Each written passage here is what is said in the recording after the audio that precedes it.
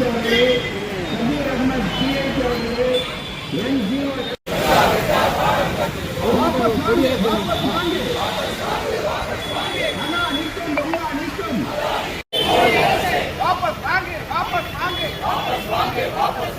தொழிலாளர்களை பாதிக்கின்ற 4 சட்ட முனையங்களை வாபஸ் வாங்க. 100 ஆண்டு காலம் போராடி பெற்ற 44 தொழிலாளர் சட்டங்களை அமல்படுத்து.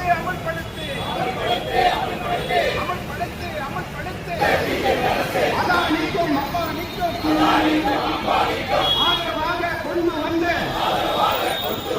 4 சட்ட முனையங்களை வாபஸ் வாங்க. விடமாட்டோம்.